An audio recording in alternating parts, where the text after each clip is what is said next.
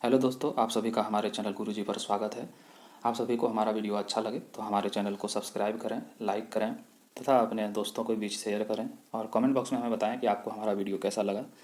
तो चलिए शुरू करते हैं बिना कुछ देरी किए। हम लोग देख रहे हैं झारखंड सीजीएल सचिवालय के जो एग्ज़ाम होने वाले हैं उसमें मुख्य हिंदी पेपर जो है पेपर 2 उससे संबंधित एमसीक्यू। पहला चैप्टर भाषा है, उससे संबंधित हम लोग एमसीक्यू देखेंगे। तो चलिए शुरू करते हैं। भाषा कितने रूप होते हैं? भाषा के जो है वो कितने रूप होते हैं? तो दोस्तों इसका सही आंसर है 2। भाषा के 2 रूप होते हैं, सी नंबर। भाषा क्या है? तो दोस्तों इसका सही आंसर है कि भाषा क्या है, तो भाषा एक अर्जित संपत्ति है, बी नंबर। ठीक है। भाषा के 3 रूप क्या क्या होते हैं, यानी कि भाषा के 3 रूप होते हैं। वो 3 रूप क्या क्या होते हैं? तो दोस्तों आपका सही आंसर जो है वो है बी। तो 3 रूप क्या क्या है? मौखिक भाषा है, श्रव्य भाषा है और सांकेतिक भाषा है। हिंदी को विकास प्रदान करने वाली भाषा कौन सी है, यानी हिंदी का जो विकास हुआ वो किस भाषा से हुआ? तो दोस्तों आपका सही आंसर है डी, अपभ्रंश भाषा से हिंदी का विकास हुआ। आधुनिक भाषा विज्ञान का जनक कौन है, यानी आधुनिक भाषा विज्ञान जो है उसका जनक किसको माना जाता है? तो दोस्तों आपका सही आंसर है क्या है? सोस्यूर, सी नंबर आपका सही आंसर है। तो चलिए आगे देखते हैं।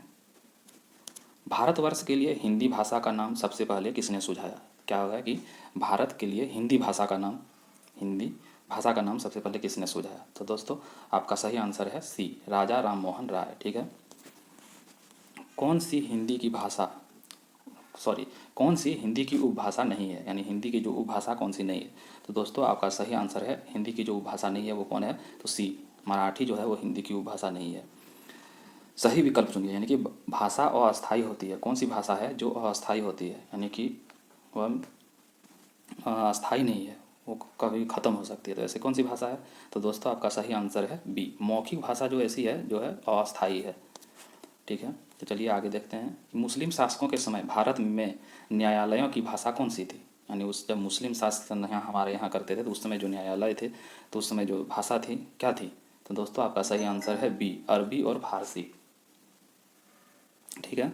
हम लोग चलिए नेक्स्ट क्वेश्चन देखते हैं। सॉरी, विश्व में बोली जाने वाली हिंदी भाषा का कौन सा स्थान है? तो दोस्तों पहले जो है विश्व में हिंदी जो है बोली जाने वाली भाषा चौथा था, लेकिन अभी वर्तमान में तीसरा स्थान पे है। ठीक है। तो याद रखिएगा इसको कि अभी हिंदी जो है विश्व में बोली जाने वाली कौन सी भाषा है? तो तीसरी भाषा है। ठीक है।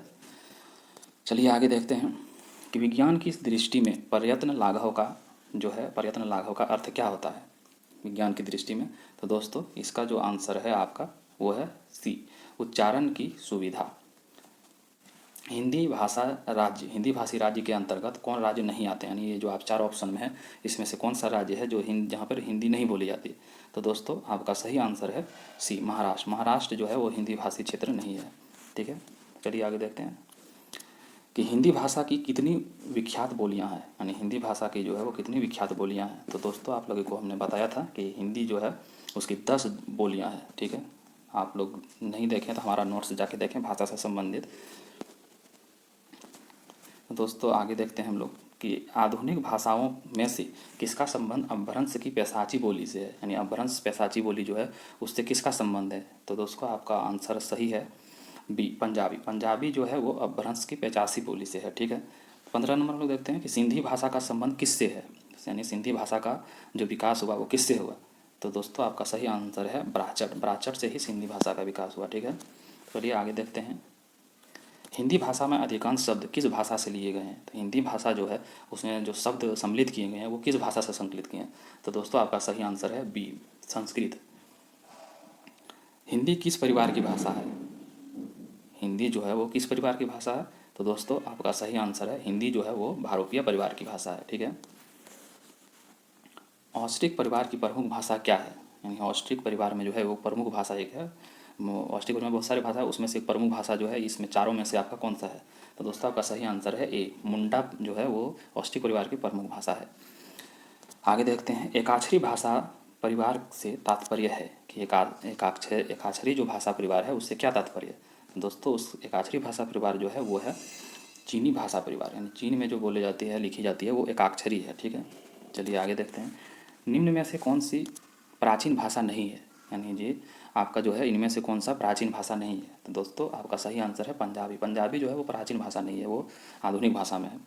द्रविड़ परिवार की भाषा कौन सी है, यानी आपका ये 4 ऑप्शन है, चारों में से कौन सी भाषा है जो द्रविड़ परिवार की भाषा है दोस्तों। तो आपका सही आंसर है कन्नड़। कन्नड़ जो है वो द्रविड़ परिवार की भाषा है और जो कर्नाटका में बोली जाती है। तो चलिए आगे देखते हैं, कन्नड़ का संबंध किस भाषा परिवार से है। जस्ट हमने अभी देखा था कि कन्नड़ का जो संबंध किस भाषा परिवार से है दोस्तों, तो यह द्रविड़ भाषा परिवार से है संबंध, ठीक है, सी नंबर। आधुनिक भारतीय आर्य भाषाओं में उदय के पूर्व आर्य भाषा कौन सा रूप विद्यमान था, यानी कि आधुनिक भाषा जो हमारे विकसित हुआ उसके पहले जो है वो कौन सा रूप विद्यमान था। तो दोस्तों आपका सही आंसर है अपभ्रंश। अपभ्रंश है डी नंबर, ठीक है। आगे देखते हैं, हिंदी का मानक रूप किस भाषा से विकसित हुआ, यानी हिंदी का जो मानक रूप है वो किस भाषा से विकसित हुआ। तो दोस्तों आपका सही आंसर है खड़ी बोली। खड़ी बोली से ही हिंदी का मानक रूप का विकसित हुआ, ठीक है। सूरदास ने किस भाषा में सूरसागर की रचना की। तो सूरदास का एक महत्वपूर्ण रचना है दोस्तों सूरसागर। तो और ये सूरसागर किस भाषा में रची गई है, तो दोस्तों आपका सही आंसर है डी ब्रज भाषा में, ठीक है। आगे देखते हैं, इनमें से कौन सी बोली मध्य प्रदेश की बोलियों में से नहीं है। तो दोस्तों आपका सही आंसर है बांगर। बांगर जो है वो मध्य प्रदेश में नहीं बोली जाती है, ठीक है। बाकी निमाड़ी, बुंदेली, मालवी ये सभी मध्य प्रदेश की भाषा है, वहाँ पर बोली जाती है, ठीक है। तो चलिए आगे हम लोग देखते हैं कि रागंडी बोली कहाँ बोली जाती है, यानी किस प्रदेश में रागंडी भाषा की प्रयोग होता है। तो दोस्तों इसका सही आंसर है आपका हरियाणा, सी। हरियाणा में जो है वो रागंडी भाषा का प्रचलन है। भोजपुरी बोली की उत्पत्ति हुई, यानी भोजपुरी बोली का उत्पत्ति यानी विकास किससे हुआ है। तो दोस्तों आपका सही आंसर है मागधी अपभ्रंश से ही। भोजपुरी का विकास कहाँ से हुआ, मागधी अपभ्रंश से। हिंदी भाषा की मूल उत्पत्ति किससे मानी जाती है, यानी हिंदी भाषा जो है उसकी उत्पत्ति हुई, तो वो मूल उत्पत्ति जो है वो किससे हुई, तो सौर सेनी अपभ्रंश। अपभ्रंश तो है लेकिन कौन सी अपभ्रंश, तो सौर सेनी अपभ्रंश, ठीक है। तो इसको याद रखिएगा। आगे देखते हैं, खड़ी बोली हिंदी का विकास किस भाषा से हुआ, यानी खड़ी बोली जो है वो हिंदी का विकास वो किस भाषा से हुआ। तो दोस्तों आपका सही है आंसर अपभ्रंश, सी नंबर, ठीक है। ब्रज भाषा का विकास किस अपभ्रंश से हुआ, यानी ब्रज का विकास जो हुआ वो किस अपभ्रंश से हुआ है। तो दोस्तों आपका सही आंसर है सौर सेनी अपभ्रंश से, ठीक है। ब्रज भाषा का विकास किससे हुआ, सौर सेनी अपभ्रंश से, ठीक है, याद रखिएगा। चलिए आगे देखते हैं, खड़ी बोली किस अपभ्रंश से विकसित हुई। खड़ी बोली जो है वो किस अपभ्रंश से विकसित हुई। तो दोस्तों आपका सही आंसर है सी, सौर सेनी से ही खड़ी बोली का विकास हुआ, ठीक है। आगे हम लोग देखते हैं कि बिहारी हिंदी का विकास किस प्राकृत अपभ्रंश से हुआ है दोस्तों। तो आपका सही आंसर है ए, मागधी अपभ्रंश से ही बिहारी भाषा का विकास, ठीक है। चलिए हम लोग देखते हैं कि मथुरा, आगरा, धौलपुर और ग्वालियर आदि क्षेत्र में कौन सी भाषा बोली जाती है। तो दोस्तों आपका सही आंसर है डी ब्रज भाषा, ठीक है। आगे देखते हैं कि ब्रज हिंदी भाषा की किस भाषा के अंतर्गत आता है। ब्रज हिंदी भाषा की किस भाषा के अंतर्गत आता है, यानी हिंदी भाषा का हम लोग 5 पढ़े थे, पूर्वी, पश्चिमी, पहाड़ी, राजस्थानी, और तो उसमें से कौन सा आती है दोस्तों। तो आपका सही आंसर है पश्चिमी हिंदी, ठीक है, याद रखिएगा इसको। चलिए आगे देखते हैं, पश्चिमी हिंदी की कितनी बोलियाँ हैं, यानी पश्चिमी हिंदी में जो है कितनी बोली जाती है। तो दोस्तों आपका सही आंसर है 5। 5 बोली है पश्चिमी हिंदी में। धपत गायन का संबंध किस भाषा से है। तो दोस्तों आपका सही आंसर है क्या, ब्रज। ब्रज भाषा से है धपत गायन का संबंध, ठीक है। आगे देखते हैं हम लोग, खड़ी बोली व ब्रज भाषा किस भाषा के अंतर्गत आती है, ठीक है। खड़ी बोली या ब्रज भाषा जो है किस भाषा के अंतर्गत आती है। तो दोस्तों सही आंसर है पश्चिमी हिंदी, ठीक है, याद रखिएगा। ब्रज भाषा है, ब्रज भाषा क्या है। तो दोस्तों आपका सही आंसर है पश्चिमी हिंदी, ठीक है। पश्चिमी हिंदी से ही ब्रज भाषा का विकास हुआ, तो वही है। चलिए आगे देखते हैं, ब्रज भाषा का क्षेत्र कौन नहीं है, यानी ब्रज भाषा कहाँ नहीं बोली जाती है दोस्तों इनमें से। ये तो सरगुजा। सरगुजा एक ऐसा स्थान है जगह जहाँ पे ब्रज भाषा नहीं बोली जाती, बाकी मथुरा, धौलपुर, आगरा आदि जगह में बोली जाती है। नेक्स्ट हम लोग देखते हैं कि झांसी, जालौन, हमीरपुर में कौन सी बोली बोली जाती है, ठीक है। तो जो दोस्तों आपका सही आंसर है ए, बुंदेली। बुंदेली बोली जो है झांसी, जालौन और हमीरपुर में बोली जाती है। ईर्खा, ईर्खा को दोस्तों खड़ी बोली में क्या कहते हैं। तो दोस्तों ईर्खा को खड़ी बोली में ईर्ष्या बोलते हैं, ठीक है, बी नंबर। चलिए नेक्स्ट देखते हैं, औचट को खड़ी बोली में क्या बोलते हैं। औचट जो है वो खड़ी बोली में क्या बोलते हैं दोस्तों। तो औचट को खड़ी बोली में जोरदार, यानी बी नंबर आपका आंसर है, ठीक है।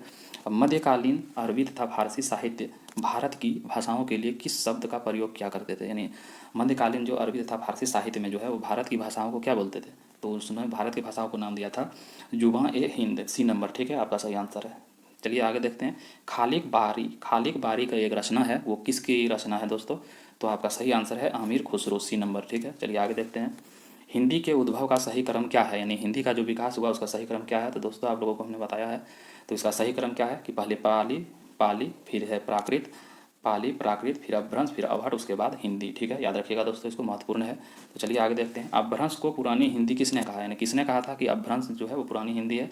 तो दोस्तों आपका सही आंसर है चंद्रधार शर्मा गुलरी, ठीक है। चलिए आगे देखते हैं हम लोग, साहित्य अपभ्रंश को पुरानी हिंदी किसने कहा था? साहित्य अपभ्रंश जो है उसको भी पुरानी हिंदी कहा था कि तो किसने कहा था दोस्तों?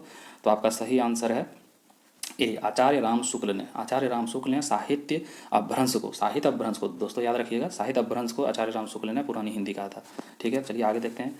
अपभ्रंश की उत्तरकालीन अवस्था का नाम क्या है? अपभ्रंश की जो उत्तरकालीन अवस्था था उसका नाम क्या था? तो दोस्तों अपभ्रंश की उत्तरकालीन अवस्था का नाम अवहट, डी नंबर आपका सही आंसर है। चलिए हम लोग आगे देखते हैं। स्वरसेनी अपभ्रंश से किस भाषा का विकास हुआ? यानी स्वरसेनी अपभ्रंश से किस भाषा का विकास हुआ? तो दोस्तों स्वरसेनी अपभ्रंश से आपका राजस्थानी भाषा का विकास हुआ, बी नंबर सही आंसर। ठीक है, चलिए आगे देखते हैं हम लोग। अपभ्रंश और पुरानी हिंदी, ठीक है, अपभ्रंश और पुरानी हिंदी के मध्य का समय है, यानी अपभ्रंश और पुरानी हिंदी उसके बीच में जो भाषा या बोला जाता था उस काल को क्या बोला जाता है, समय अंतराल को? तो दोस्तों आपका सही आंसर है संक्रांति काल, और इसका समय क्या है? 900 ईस्वी से 1100 ईस्वी तक। ठीक है, याद रखिएगा दोस्तों, इंपॉर्टेंट है। खड़ी बोली हिंदी में सर्वप्रथम रचना करने वाले कवि का नाम क्या है? खड़ी बोली हिंदी, यानी खड़ी बोली हिंदी की खड़ी बोली में सर्वप्रथम जो रचना करने वाले कवि थे उनका नाम क्या था दोस्तों? तो आपका सही नाम है आमिर खुसरो। ठीक है, याद रखिएगा, आमिर खुसरो हैं जो उन्होंने खड़ी बोली में सर्वप्रथम रचना की थी। ठीक है, चलिए हम लोग नेक्स्ट देखते हैं। अपभ्रंश को प्राकृताभास हिंदी किसने कहा है? यानी अपभ्रंश का एक और नाम है क्या?